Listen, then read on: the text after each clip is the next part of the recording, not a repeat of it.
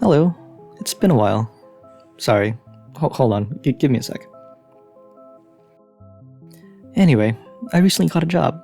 So yay me. But that made me a little bit busy, obviously. So unyay for my Minecrafting. But there was that live series teaser recently, and that's got me inspired and excited to build again. So today I've got 6 more cards to show you. I also want to say thanks for all the comments and support. This fandom is so nice. And a special thanks to Kirstel for their comment on my last video. And thanks to their ideas, we have Lizzie representing the card Death.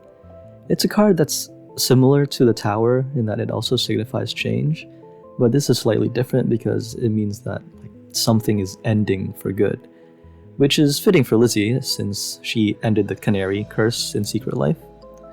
I also really wanted it to be similar to the Rider-Waite card, as it's one of my favorite cards in that deck, and well, she was just riding a skeleton horse, so it just made sense to me.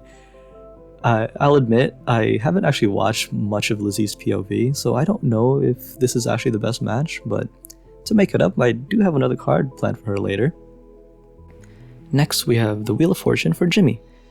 I think this is one of the better pairings.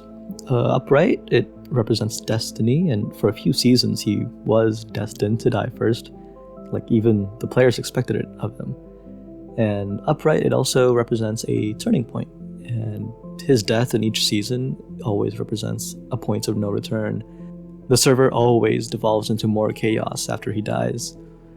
It's most apparent in Secret Life, where the entire server went red the session after he died.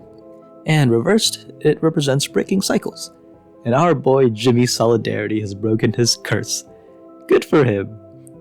I also really wanted to sneak in 2 nickels in here somewhere to represent the amount of nickels I would have for every season that he wasn't out first.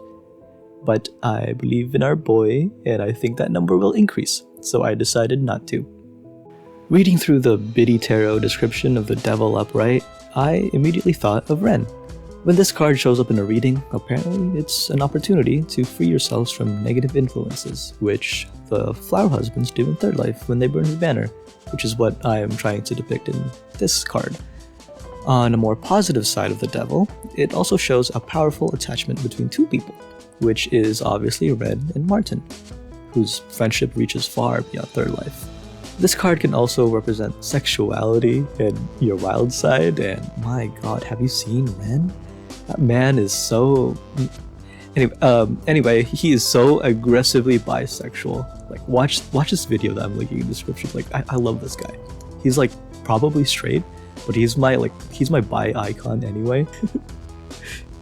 The Hangman is about ultimate surrender and sacrifice, which means this definitely should have been Scott, since he does this like every season. But I didn't plan ahead and made Scott the star because of previous symbols associated with them. That's okay. Skiz was the next best pairing. Again, this card is about sacrifice and accepting the end with open arms, and Skiz does exactly that in Limited Life. Unlike Joel, who was very desperately trying to get more time, Skiz knew he would run out of time and use the last minutes of his life to give back to his team. This card also symbolizes gaining a new perspective, which Skiz is the best example of because of his words of affirmations in Limited Life, giving the others new perspectives on what makes them special. And he's doing it again with his pyramid in Hermitcraft. Speaking of llamas, we have B-dubs for the card Justice.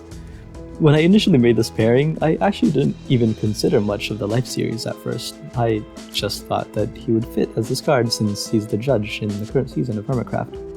I suppose that also means he could be Judgment, but I have a different idea for that.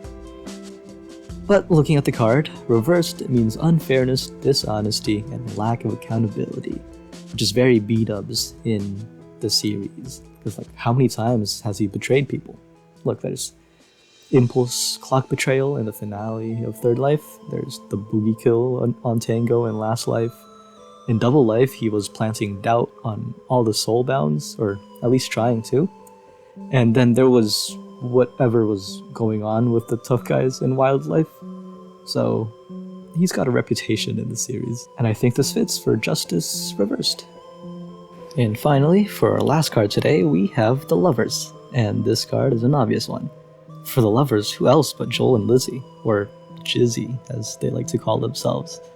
But yeah, they're literally married, and The Lovers Upright is all about love and harmony and meaningful relationships, so this was an easy match. I know I say this a lot about my cards, but this one I think is one of my favorites. Like, this build is so cute. It's so simple, but I love it. Don't worry about the scar in the background. This isn't about him. And so we've reached the end of the video. This deck is really coming together. We're at 16 of 22 major arcana now, and so that means the next episode will conclude that, and we'll start on the minor arcana, which hopefully is a lot faster because one of swords would just be one sword. I know that there's the pages and the knights and queens and kings, but still, I'm hopeful, and I think I can get this done by the end of summer. Exciting stuff. Thanks for watching. I'll see you on the next one.